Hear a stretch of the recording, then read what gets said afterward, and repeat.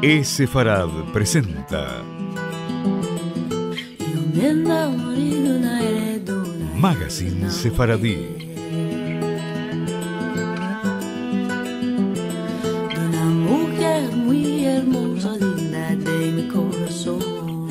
Una producción de Radio High y Radio Sefarad.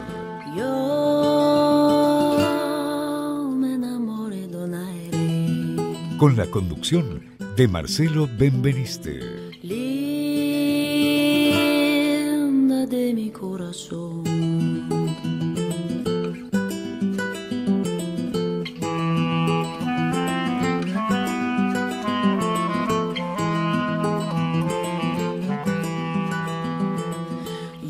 Hola amigos, bienvenidos a esta nueva emisión de Sefarad Magazine Sefaradí. Estamos dando comienzo a nuestro programa número 309.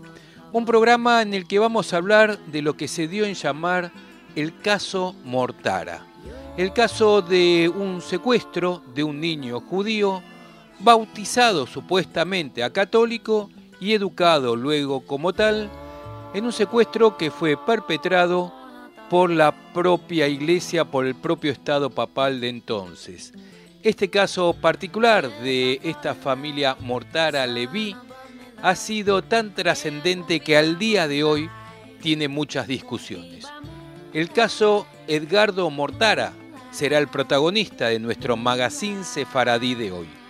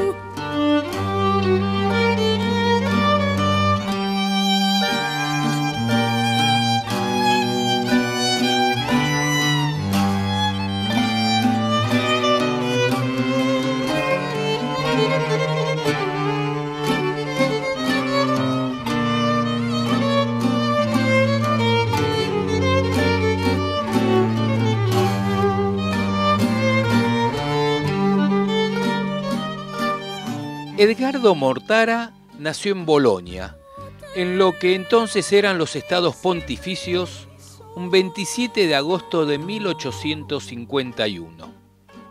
Era un sacerdote católico nacido en el seno de una familia judía observante y perteneciente a la tribu de los levitas, un leví.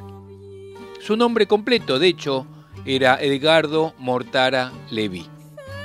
A la edad de 6 años, fue secuestrado de la casa de sus padres, que como dijimos eran judíos, secuestro realizado por orden eclesiástica bajo el argumento de que había sido bautizado como católico y enviado a una institución donde fue educado en esa fe. Los hechos se iniciaron en Bolonia, cuando Edgardo Mortara Leví fue bautizado, sin el consentimiento de sus padres, en su primer año de vida por parte de la empleada doméstica, que lo consideraba en riesgo de muerte debido a una grave enfermedad. Es que en las leyes vigentes en los estados pontificios es obligación impartir educación católica a todos los bautizados, por lo que según estas reglas, los padres del niño habrían perdido su autoridad parental Y fue así que Edgardo fue llevado a un internado católico lejos de su familia de origen. Una vez revelada al público en general el caso Mortara, como se lo conoció, rápidamente se convirtió en un escándalo internacional cuyas repercusiones aún se siguen debatiendo dentro de la Iglesia Católica y que afecta aún hoy en día las relaciones con las organizaciones judías. Sus padres lucharon durante 12 años para conseguir que fuera liberado, empeño que fue obstaculizado sistemáticamente por el Papa de entonces, Pío IX. Todo había comenzado la tarde del 23 de junio de 1858, cuando la policía del Estado Pontificio, que en ese momento todavía incluía a Bolonia, llegó a la puerta de la familia de Salomón Mamolo Mortara y su esposa Mariana Padovani para retirar al sexto de sus 8 hijos, Edgardo, que entonces tenía solo 6 años de edad, y transportarlo a Roma, donde iba a ser criado por la Iglesia.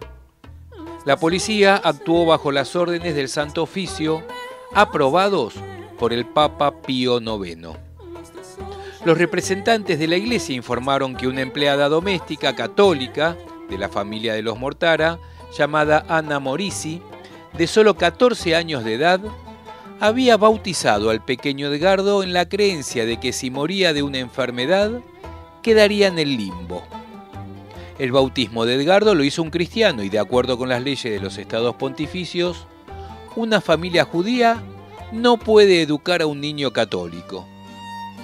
Las leyes mismas de los estados pontificios no permitían que los cristianos trabajaran para los judíos, ni tampoco que los judíos trabajaran en el hogar de un cristiano, por lo que queda claro que esa ley había sido omitida. La misma Anna Morisi, según los informes de Mortara, recibiría indicación 6 años después de los hechos a bautizar en secreto al hermano más joven de Edgar, Aristide, quien también estaba gravemente enfermo, aunque sin embargo Morisi se negó a hacerlo, citando como razón el hecho de que había hecho algo similar para Edgardo y no quería repetir ese error. Esto resultó ser luego una confesión indirecta con unos 6 años de retraso, en que las autoridades de la Iglesia fueron conscientes del hecho de que Edgardo Mortara había sido bautizado sin el consentimiento de sus padres. Edgardo Mortara fue trasladado a Roma en la Casa de los Catecúmenos, una institución fundada para albergar a los judíos convertidos al catolicismo y que se mantenía con el producto de los impuestos fijados a las sinagogas que estaban en los estados papales. A sus padres no le permitieron verlo durante varias semanas y en octubre, cuando se los permitió, no podían hacerlo solos. Se sabe que en los pocos instantes que pudieron verlo, la madre le hizo recitar el Shema Israel. Luego de ese encuentro no lo pudo volver a ver, sino hasta el año 1870. Pío IX tuvo personal interés en la historia y todas las apelaciones a la Iglesia para el retorno del niño a sus padres fueron rechazadas.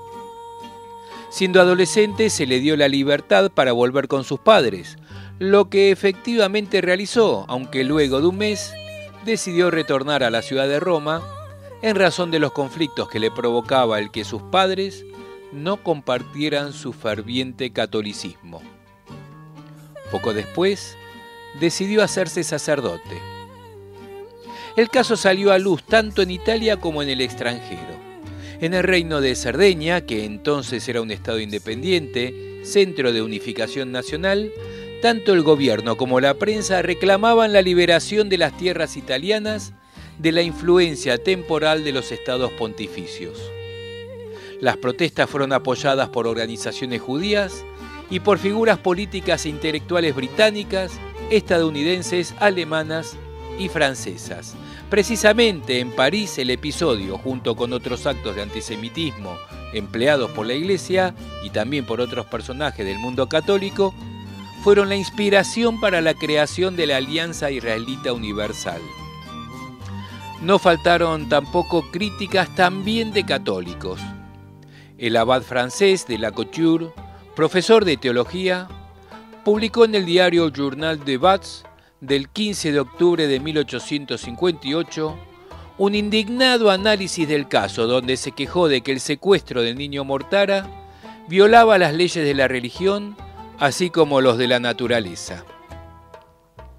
No pasó mucho tiempo en que los gobiernos de estos países se unieron exigiendo el retorno de Edgardo con sus padres. También se recordó el anterior caso Montel, que se produjo en 1840 bajo el Papa Gregorio XVI, resuelto de manera diferente porque los padres eran ciudadanos franceses. También protestó el propio emperador francés Napoleón III, a pesar que sus guarniciones permitían al Papa mantener el status quo en Italia. Pero Pío IX era inmune a estos reclamos, en particular de los protestantes, de los ateos y de los judíos. Cuando una delegación de notables judíos pudo estar con Edgardo en 1859, Pío IX declaró no estar interesado en lo que piensa el mundo. También señaló en sus memorias: cuando me llevaban como Papa Pío IX, todo el mundo decía que yo era una víctima, un mártir de los jesuitas, pero a pesar de todo, agradezco a la providencia que me haya llevado a la verdadera familia de Cristo, vivir felizmente en San Pietro in Vincoli y que mi humilde persona haya actuado en el derecho de la Iglesia a pesar del emperador Napoleón III, de Cavour y de otros grandes de la tierra. ¿Qué queda de todo esto? Solo la heroica non possumus del gran Papa de la Inmaculada Concepción. En otro encuentro se lo hizo participar a Edgardo inclusive para demostrar que el niño era feliz en su cuidado. En 1865 Pío IX dijo: tenía el derecho y la obligación de hacer lo que hice con este joven, y si tengo que hacerlo nuevamente, lo haría de nuevo. Según los partidarios de la acción papal, sus padres, en contravención de una ley precisa de los estados pontificios, habían tomado por doméstica una cristiana, Ana Morisi, que al ver al pequeño en su lecho de muerte, que después no lo fue, lo bautizó en secreto. Solo unos pocos años más tarde, para distintas circunstancias, se revela el hecho. La Iglesia prohibió el bautismo de los niños de familias no católicas, pero también añade, y eso sucede aún hoy, el sacramento se puede administrar incluso en contra de los deseos de los padres en su lecho de muerte. Es por eso que el caso Mortara pasó por una contradicción doctrinal y en esta situación el Papa pronunció su non possumus, diciendo que es religiosamente válido el bautismo desde un punto de vista católico, ya que es el deber del Papa asegurar al niño una educación cristiana sin tener en cuenta ni la falta de conciencia del niño cuando recibió el bautismo, ni el deseo ni la religiosidad de su familia de origen. Inicialmente se buscó un compromiso con Mortara, el padre. Trató de convencerlos para que el niño fuera a un internado en Bolonia y así permanecer en contacto con la familia, y a la edad de 17 años decidiría su futuro libremente. No se llegó a un acuerdo con los padres, y fue entonces que en aquel verano de 1858 el niño fue llevado a Roma. El caso Mortara mostró en Italia y también en el exterior una imagen papal anacrónica y una falta de respeto de los derechos humanos en la era del liberalismo y el racionalismo, ayudando a persuadir al público en Francia y en Gran Bretaña sobre si se debe permitir la guerra contra los estados pontificios en 1858. Cuando Bolonia, al final de la Segunda Guerra de la Independencia, fue anexado al reino de Cerdeña, la familia Mortara hizo un nuevo intento de recuperar a su hijo, pero no lo lograron. En 1867 Edgardo entró en el noviciado de los canónigos regulares de Letrán. Después de la toma de Roma del 20 de septiembre de 1870, la pareja Mortara lo intentó de nuevo, pero una vez más Edgardo se negó a regresar. Durante la toma de Porta Pía, el teniente de Bersaglieri Ricardo Mortara, hermano de Edgardo, se hizo merecedor de una medalla al valor luchando. En vista de esta posición inesperada, este nuevo superintendente de la ciudad se presentó en el convento de San Pietro in Vincoli, pidiendo a Edgardo que deje esa vida para volver a su familia. Para evitar más estrés, tal vez por sugerencia del propio Pío IX, Edgardo salió de la ciudad y se dirigió primero a Tirol y luego a Francia. Al año siguiente murió el padre de Mómolo. En Francia, Edgardo fue ordenado sacerdote a la edad de 23 años y adoptó el nombre de Pío. Fue enviado como misionero en ciudades como en Múnich, Magonza y Breslavia para convertir los judíos, aunque con poco éxito. Aprendió a hablar 9 idiomas, incluyendo el vasco. Durante un ciclo de conferencias en Italia, restableció contacto con su madre y sus hermanos y trató de convertirlos. En 1895 participó en el funeral de su madre. 2 años más tarde estaba en los Estados Unidos, pero el arzobispo de Nueva York dio a conocer al Vaticano que se opondría a los intentos de Mortara de evangelizar judíos en Norteamérica y que su comportamiento es vergonzante para la Iglesia. Edgardo Mortara murió el 11 de marzo de 1940 en Lieja, después de pasar varios años en un monasterio. En la memoria mencionada en favor de la beatificación de Pío IX, que se menciona en clave apologética también por Vittorio Messori, Mortara escribe que unas semanas después de su secuestro por los guardias papales y su posterior traslado a Roma, recibió la visita de sus padres, pero que no quiso regresar con su familia, según dijo, como resultado de una gracia sobrenatural que le guiaba.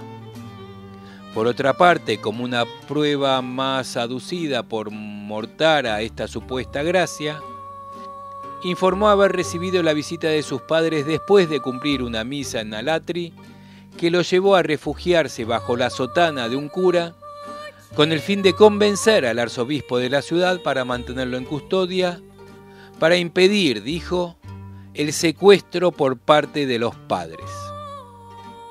Estas declaraciones son juzgadas por Elena, una pariente de Edgardo, en una entrevista, como un caso ejemplar de adoctrinamiento religioso sufrido en la infancia por este niño de solo 6 años, al que le aplicaron violencia psicológica, existencial y religiosa, al que se le dijo que su familia judía era indigna de criarlo como católico, tanto que le fue considerado un favor y no un derecho el volver a verlo, eliminando todas las referencias a los ámbitos familiares, sociales y psicológicos, y que incluso cuando creció se dio cuenta del abuso con respecto a él y su familia, a causa de la educación católica recibida que lo llevó a ver un diseño providencial en su condición de hijo adoptado por Pío IX. En términos más generales, además de ser un tema recurrente de controversia antipapista, el caso Mortara fue una de las principales razones para objetar la beatificación de Pío IX, que tuvo lugar en el año 2000. Años antes, el propio Mortara había manifestado su deseo de que Pío IX fuera declarado beato.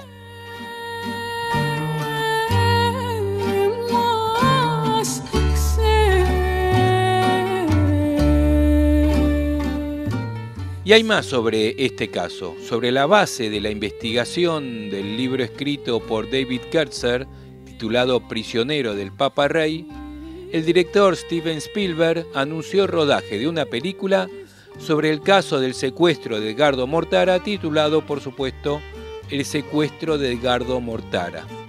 El rodaje está comenzando estos días de febrero de 2017 en Bolonia, y el personaje del Papa Rey será interpretado por el actor Mark Rylance, a quien vimos en su fantástica interpretación de Rudolf Abel, en el film también de Spielberg, Puentes de Espías, que le valió el Oscar al mejor actor de reparto del año pasado. El caso del secuestro de Edgardo Mortara.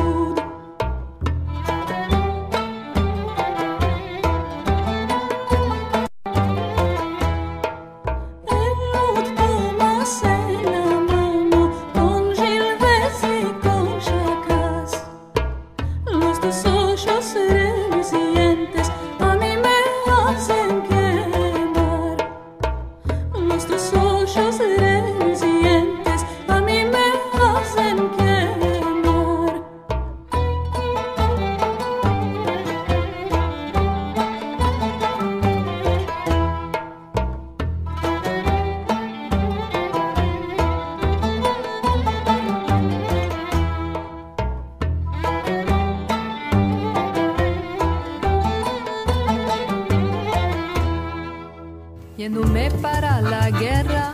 Nuestras vías de comunicación son múltiples. Por mail a magazine@esfarad.com, en nuestro sitio de internet www.esfarad.com, y nos encontrarán muy fácilmente en Facebook y en Twitter buscando por Esfarad.